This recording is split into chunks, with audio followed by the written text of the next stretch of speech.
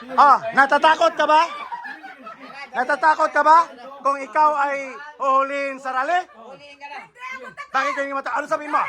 We are the sovereign Filipino people imploring the aid of Almighty God in order to build a just and humane society and establish a government that shall embody our goals and aspirations, promote the common good, conserve and develop our patrimony, and secure to ourselves and posterity the blessing of independence and democracy under the rule of the law, the regime, truth, justice, freedom, love, equality, peace, and the order to promulgate this Constitution.